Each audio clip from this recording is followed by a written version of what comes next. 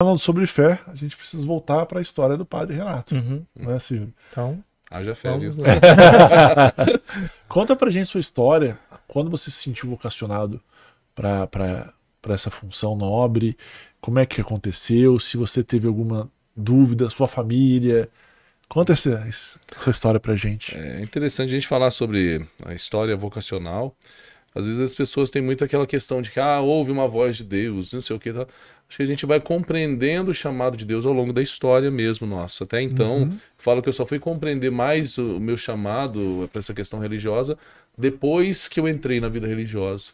Porque eu tive uma vida normal, como qualquer outra pessoa. Eu sou daqui de Poços de Caldas mesmo, sou o terceiro filho do meu pai e da minha mãe, tá? O caçula lá de casa.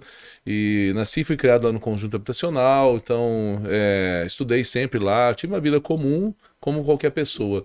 Mas minha família nunca foi muito religiosa. E eu já gostava, desde pequeno eu participava de orações de textos que tinha lá perto de casa, entrei para catequese, continuei, fiz a minha caminhada dentro da comunidade e tal, então eu tive toda essa caminhada que eu falo foi muito por mim mesmo, porque eu gostava e gostava também do ambiente lá dentro da comunidade, das pessoas e tudo mais, então tive toda essa formação, digamos, inicial. Quando eu tinha por volta de 17 anos, eu me mudei para Ubatuba, terra ruim, praia e tal. Meu pai, ele ficou um tempo desempregado aqui em Poços e conseguiu um serviço de caseiro lá no litoral. Aí foi eu, ele e minha mãe. Eu estava terminando o colegial e fui para lá. E chegando lá, aí teve umas coisas interessantes, que como eu sempre fui muito de igreja, eu gostava. Chegando lá, uma das primeiras coisas que eu fiz foi procurar a comunidade lá, porque eu queria participar, queria ajudar em alguma coisa e tal. E aí foi, passado um tempo, poucos meses na verdade, lá na época eu não tinha padre, era um diácono permanente que tomava conta de lá, da comunidade, e aí ele me chamou para poder participar de um encontro de jovens. Tá, era um encontro de jovens que era no seminário um final de semana. E eu falei, seminário, nem sei o que é isso tal, e fui. Chegando lá, nós éramos em 9 jovens, participando do encontro de jovens, falei, que encontro que é esse, tão pequenininho assim? E chegado, tal, passei, de repente começaram a falar, perguntar para um, não quero ser padre, eu quero ser padre. Eu falo assim, gente, mas eu não quero ser padre, não. E fui meio que enganado para esse encontro. Você E chegou no final, de futuros padres. Né? Então, de pessoas que estavam pensando em entrar pro seminário, mas eu não entendi o que era isso. Você perguntou o que eu tô fazendo aqui, né? A primeira pergunta foi um amigo meu, que até hoje é meu padrinho de ordenação, inclusive. Ele chegou lá na primeira noite e falou assim, nossa, minha vontade de pular esse muro e ir embora. Eu falei, vai que eu vou junto, porque tá perdido e tudo mais. E tal, o seminário de lá era muito pequeno, porque é uma diocese pequena e tal. E chegando no final do encontro, o padre reitor, que cuidava das questões dos seminaristas e tudo mais, me chamou cada um num canto para poder conversar e me chamou e falou assim, olha, dos que estão aqui, o mais apto a entrar para o ano que vem eu vejo que é você. Eu falei assim, mas eu não quero entrar. Eu quero pular o muro. Eu tava falando agora há pouco pular o muro, como assim? Tá? Ele falou, mas é engraçado vocês falarem isso aí comigo, porque eu vejo sinais de vocação em você, tal, o amor pela igreja, o amor a Jesus Cristo, não sei o que, tal. Falei assim, não. Eu falei, olha, uma coisa que eu posso fazer talvez é começar um processo agora, porque o que eu via que acontecia lá dos outros que estavam participando, todos tinham um processo já faziam um acompanhamento, assim, chamado. Eu não. Eu fui de gaiato mesmo. E aí, a partir daquele momento, eu comecei meu processo de acompanhamento. Foi muito interessante, que aí eu fiz o processo lá, mas aí, de repente, eu voltei para Poços de Caldas. Meus pais voltaram para cá, e aí eu voltei para cá. E chegando aqui, uma das primeiras coisas que eu fiz foi procurar o meu pároco, na época, o padre Heraldo, que estava lá no conjunto, e falar para ele, olha, eu comecei um processo de acompanhamento e gostaria de dar continuidade. Na hora, nossa, ele falou assim pra mim, você tem certeza que é isso mesmo? Você largava a mão disso, você não sabe tanto que é confuso, tanto que é difícil, tanto que é complicado, tal. Fui pra casa meio assim, cabreiro, né? Mas depois voltei e falei pra ele, acho que eu quero tentar. E aí foi. Eu comecei o processo em agosto de 2001 e em janeiro de 2002 estava entrando pro seminário. Em Guaxupé, para o período nosso de filosofia. Fiz lá os 3 anos de filosofia, 4 anos de teologia, junto com a filosofia fazia o curso de história e aí estamos aí. Já nessa jornada desde 2002 até agora, ou seja, 21 anos já nessa caminhada. 12 deles como padre, já padre ordenado e estamos na luta. Vou pegar gancho no que o Marcelo falou da questão da fé. Você acha que foi a sua fé que te levou até lá? Sim, de certa forma, sim, com certeza, tá? Como eu disse, né, a fé não é um conjunto de crenças simplesmente que está aqui na cabeça e tal.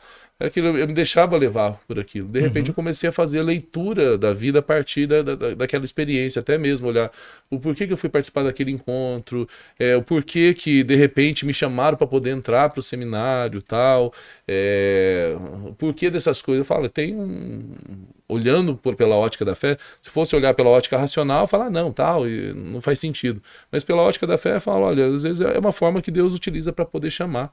Então a vocação não é um chamado de Deus no sentido de chegar no teu ouvido ou você sonhar de noite, olha, eu quero que você seja padre. Não, eu acho que ser padre é consequência de uma vida que já se teve antes. Então, o fato de ser padre também não significa que agora eu sou uma pessoa diferente daquele que foi antes. Não, assumir uma vocação, assumir um estilo de vida nova e seguir. Em algum momento houve a vontade de repente caminhar não para como padre, mas sim como um pastor? Ou sempre pensou na igreja católica mesmo? Como eu sempre fui católico, então, digamos, nunca pensei em outra possibilidade. Minha família, por parte de pai, são todos evangélicos. Eles são da igreja presbiteriana. Então, quando eu tinha contato com eles, mas faz muitos anos isso, eles moram em Londrina, no Paraná. Eu cheguei aí algumas vezes na igreja, mas assim, digamos, eu ia como um visitante lá, porque eu sempre me identifiquei na igreja católica e tal, então eu sempre fiz minha caminhada lá dentro. Então, digamos, nunca passou pela minha cabeça falar, vou mudar o meu caminho religioso. E aí é até interessante, porque falar, porque a igreja católica é melhor do que eu. Não, é um caminho que a gente opta, escolhe e segue. E, digamos, é um caminho que para mim faz sentido, então eu segui esse caminho. Nunca pensei em deixar ele para poder começar uma caminhada diferente. Ô, Padre Renato, eu vou pegar gancho de novo numa fala que você Haja disse. ganchos. Haja ganchos, haja ganchos. Mas você falou uma coisa que me chamou muita atenção. O fato de você não se tornar padre, o fato de você se tornar padre não deixou de você ser quem você é. E como você concilia, no caso, o seu trabalho como padre nessa modernidade toda? Porque, por exemplo, a gente até comentou aquele dia, né, Marcelo, quando a gente estava conversando sobre o assunto que a gente ia debater aqui hoje. Por exemplo, principalmente às vezes na Igreja Católica, há um esvaziamento dos jovens participando, ou se tem, não consegue reter por muito tempo. Como fica tudo isso? Sim, sim. Se você não mudou quem você é, como você conciliou tudo isso para... Eu acho que o importante é a gente não mudar mesmo, tá? Até porque eu falo, a gente não muda, mas a gente acrescenta. Acho que a vida vai dando ensinamentos e a gente vai crescendo no decorrer da vida. Tem que ser assim. Acho que fala assim, que às vezes a gente pensa na questão da vocação como sendo algo muito sobrenatural, de tal forma que Deus veio e de repente muda tudo. Lógico, o nosso estilo de vida é diferente das outras pessoas. Por exemplo, quando eu entrei para o seminário é uma casa que é totalmente regrado. Nós temos horário para acordar, porque nós temos a oração da manhã, depois nós temos as atividades da casa, e nós temos. Na época eu fazia filosofia dentro do seminário mesmo, de manhã, à noite eu tinha faculdade de história. Então é uma vida extremamente regrada, horário para chegar em casa, horário para dormir, horário para acordar e tal. Isso vai fazendo com que a nossa vida vai ganhando uma regra diferente, tá? Não é que mudou, então, quem era. A gente vai criando uma regra, um regramento diferente.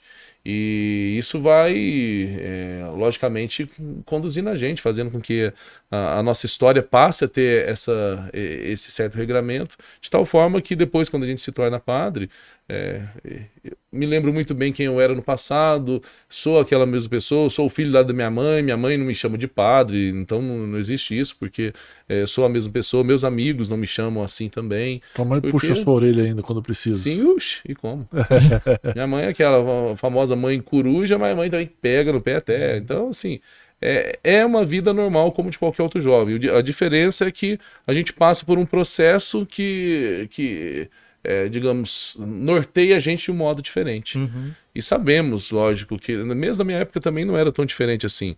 Eu sou de uma geração, nossa, eu penso por uns 50, eu sou de uma geração que os grupos de jovens eram muito fortes. Então, eu lembro do grupo de jovens que eu participava lá no conjunto, que tinha mais de 200 participantes.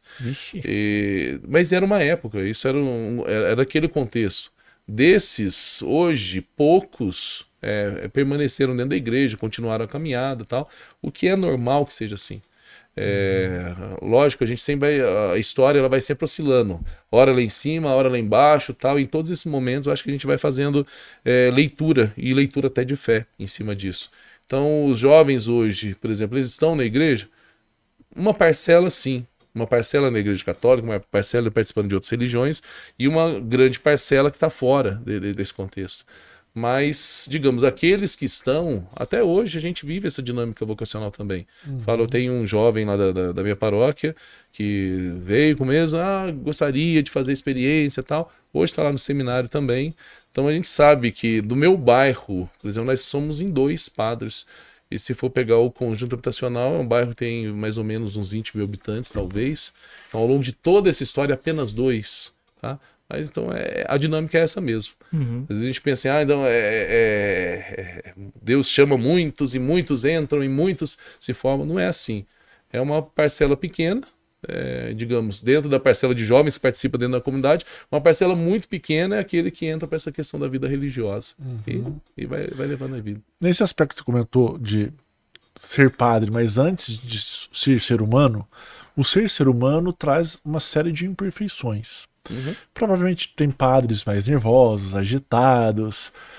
Como ele lida, não sei se seria o seu caso também, mas você, para nós, está aparentando uma certa calma. Não sei se essa calma ela é verdadeira ou se de repente você, eu sou agitado, corro, tá? Como é que o padre ele lida com isso? Porque ele vai lidar com vários tipos de pessoas, ele vai ter que ter paciência, e às vezes é um padre que é mais agitado, ou normalmente ele fala assim, não, eu sou um padre que mais vou fazer a missa, não sou um padre disso ou daquilo. Tem isso ou não? Como assim que eu sou calmo? Eu não sou calmo, eu sou super calmo. Eu sou super tranquilo. Por isso que eu falo que a gente não muda. Eu acho que são características que a gente já traz desde da nossa infância, da adolescência, da juventude. Eu sempre tive mais ou menos esse temperamento. Eu gosto de me preocupar com as coisas que merecem ser preocupadas. Acho que tem coisas que a gente não merece tanta preocupação assim. Às vezes a gente gasta uma energia muito grande e tal para preocupar com aquilo. Então, só que é lógico, é uma questão minha isso. E assim como eu tenho minhas qualidades e meus defeitos, todos os meus colegas também, meus companheiros no ministério também trazem a mesma questão. Alguns têm dons diversos, por exemplo, nós temos pessoas que têm o dom de cantar, nós temos professores entre nós, pessoas extremamente cultas, temos pessoas que são silenciosas, mas atendem muitas pessoas, temos empreendedores, construtores, temos de tudo entre nós. Então acho que isso faz ser bonito também, toda essa questão. Porque, de certa forma, é o que está no mundo mesmo. Alguém, olha, eu tenho dom para ser médico, tá? O outro, eu jogo bola, seja como for, tal. Então, ou seja, cada um tem suas características e dentro do clero também, assim que a gente chama o conjunto dos padres, é da mesma forma. Então, trazemos as qualidades e trazemos também os limites. E o padre ele pode ter uma atividade paralela ou não? Por exemplo, comentou padre construtor, ele pode, de repente, gerenciar obras extra na iniciativa privada, ser remunerado por elas, ou normalmente não? Não tem nenhum regramento em si que proíba, mas é muito difícil para a gente poder assumir assim. Tá? Porque, digamos, a vida paroquial ela é muito agitada. Às vezes a gente tem muito aquela questão, muitas vezes eu converso com as pessoas sobre isso, as pessoas, tal, mas a vida de padre é mais tranquila que a missa. Fala, a missa é uma pequena parte da vida de um padre. Digamos, tranquilo, até se fala, a vida do padre resumida só em missa, seria muito sereno até. Acontece que a gente tem que administrar a paróquia, a gente tem que fazer atendimentos às pessoas de maneira geral, seja confissões, seja direcionamento espiritual, seja aconselhamento. A gente tem que visitar pessoas em casa, levar os sacramentos como a unção dos enfermos, tem que visitar hospitais, em velórios. Então é uma vida assim muito agitada até. E com isso também organizar grupos da formação, motivar a comunidade. Por exemplo, daqui a pouquinho nós vamos estar entrando na festa lá da paróquia, então a gente tem que organizar grupos, fazer reunião, tudo. Então é uma vida muito agitada, a vida paroquial. Difícil, alguém fala assim, no meio disso tudo eu vou encontrar tempo para iniciativa privada, por exemplo. É comum, por exemplo, existe entre nós padres que são escritores, por exemplo. Ou cantores, né? Cantores. Temos professores mesmo, professores na nossa faculdade católica, tal, que, digamos, faz parte do ser dele, então ele organiza a vida dele de tal forma que ele consegue atingir esse objetivo também. Então, assim, é muito difícil falar assim, não, vou seguir um outro caminho diferente, paralelo. Temos entre nós pessoas que conseguem fazer, às vezes, dedicar uma certa parte do tempo para isso. Temos psicólogos entre nós, tal, que às vezes atuam como psicólogos, não apenas como padres, tal, mas, digamos, o ofício principal nosso é o ofício religioso. E por si só já demanda realmente bastante tempo. Gerenciar tudo, não é tão quando fácil. A gente olha, de vez em quando eu paro e penso e falo assim, nossa, gente, parece que não é tanta coisa assim, de repente a gente vai vendo as coisas que acontecem dentro da própria comunidade mesmo. Você vê, eu tô lá na Paróquia São Paulo, a gente tem um grupo pastoral muito grande, muitas pessoas. De certa forma, a gente é meio que um elo de ligação entre isso tudo. E entre essas pessoas, tem gente que trabalha na questão social, arrecadação de alimentos, ou visitação a idosos, a visitação a doentes, levar, por exemplo, a Eucaristia para pessoas que estão doentes. Tem grupos que trabalham nós temos um grupo de artesanato lá, psicólogos que atendem semi-voluntários lá na comunidade. Então, de certa forma, tudo isso acontece não porque eu faço acontecer, mas a gente, de certa forma, é um elo de ligação no meio disso tudo. Então, é bem diverso, é até interessante isso, porque a gente fala, nossa, tem dia que chega alguém e fala assim, muito obrigado por tal coisa, mas é tal coisa que eu não fiz, foi alguém lá da paróquia que fez, tal, mas de certa forma eles reconhecem, é porque é algo paroquial. Quem está à frente da paróquia sou eu, então eles reconhecem isso também.